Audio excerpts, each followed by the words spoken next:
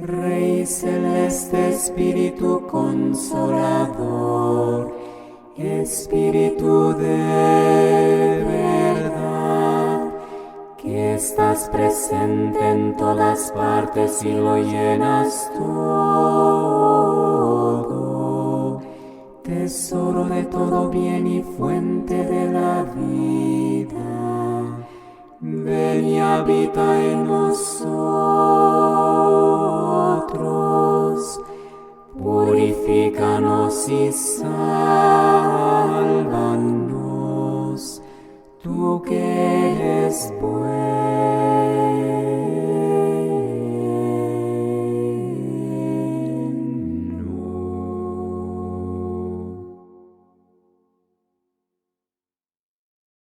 8 de outubro de 2024, terça-feira da 27ª semana do Tempo Comum.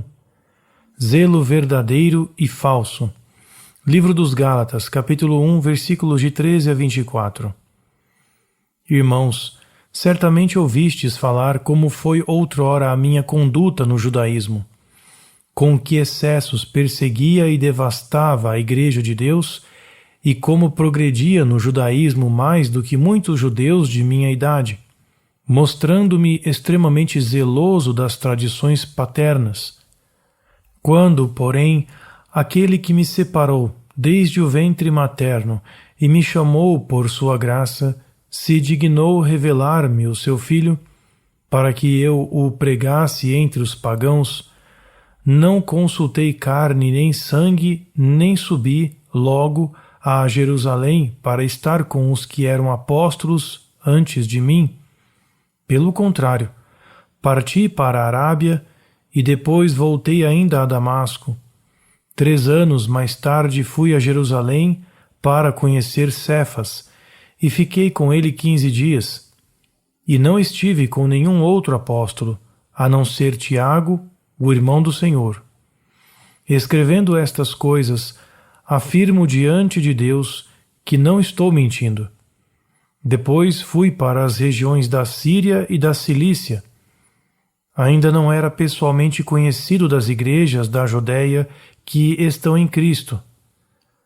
Apenas tinha ouvido dizer que aquele que antes nos perseguia está agora pregando a fé, que antes procurava destruir.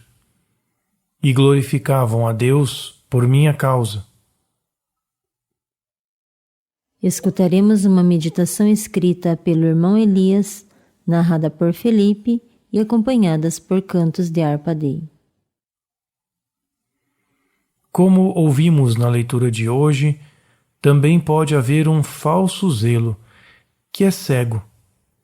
Paulo era um homem muito piedoso e, como ele mesmo testemunha, superou muitos compatriotas de sua geração, defendendo com grande zelo as tradições de seus antepassados.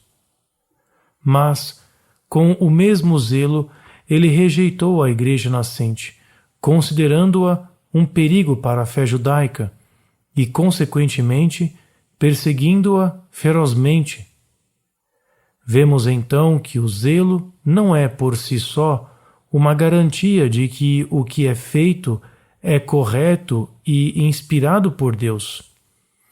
Portanto, é necessário examinar cuidadosamente com o discernimento dos Espíritos qual é a motivação de nosso zelo, pois ele pode estar misturado com certa ambição e ser impulsionado pelo desejo de glória, pela ganância, pela fome de poder, etc., de modo que pode ter um efeito destrutivo. Por outro lado, o zelo pode ser um poderoso impulso para fazer o bem.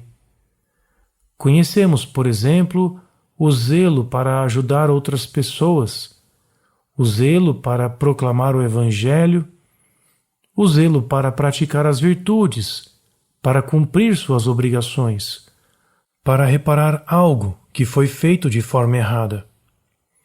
Há alguns critérios que podem indicar se esse zelo é bom ou se é demasiadamente motivado por interesses pessoais. Seria melhor se pudéssemos nos conhecer à luz de Deus, para que pudéssemos perceber se nosso zelo é puro. Isso é especialmente importante na esfera religiosa. Mas, como muitas vezes não nos conhecemos tão bem, os seguintes critérios se aplicam. O verdadeiro zelo nunca deve levar a um endurecimento interno, que deixa de ser flexível e se torna rígido. O zelo não deve se tornar cego, ignorando tudo o que poderia restringi-lo, ou melhor, comandá-lo, e atropelando as pessoas e a situação em que se encontram. Pelo contrário, podemos dizer que um zelo bom e esclarecido é capaz de reconhecer limites, permanece flexível, não julga e é atraente, enquanto o zelo sombrio é repulsivo e muitas vezes implacável. Outro aspecto que vale a pena considerar na leitura de hoje é o fato de que São Paulo, depois de conhecer o Filho de Deus, não consultou nem buscou o conselho de nenhum homem.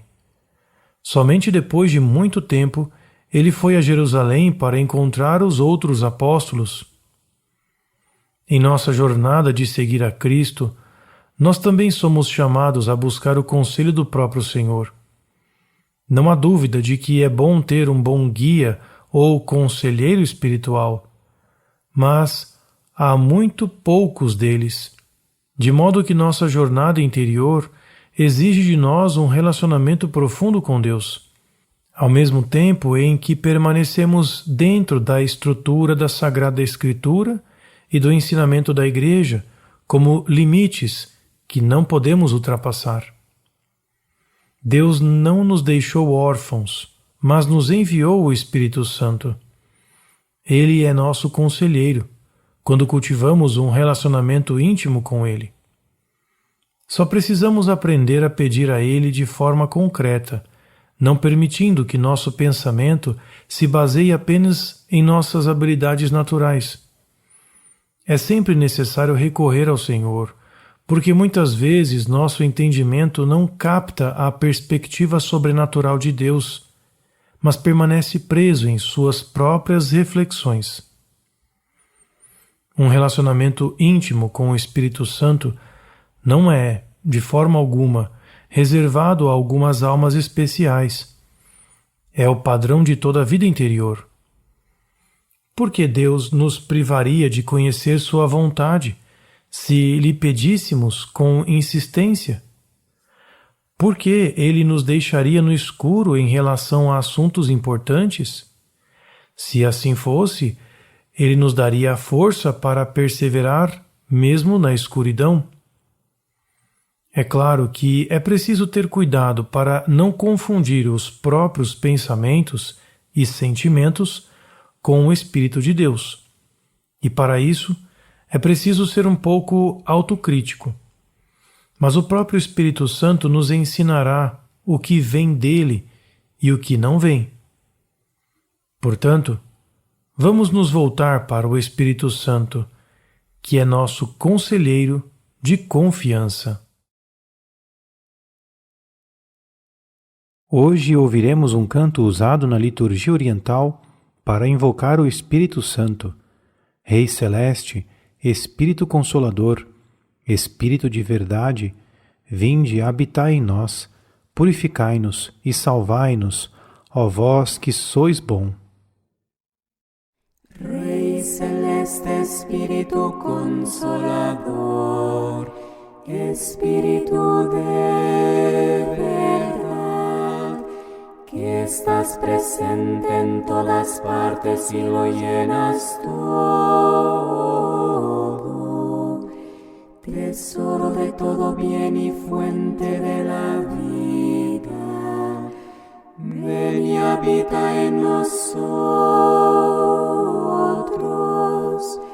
purifícanos y sálvanos,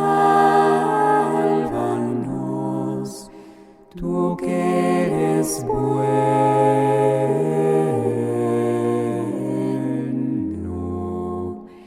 Rey Celeste, Espíritu Consolador, Espíritu de verdad, que estás presente en todas partes y lo llenas todo,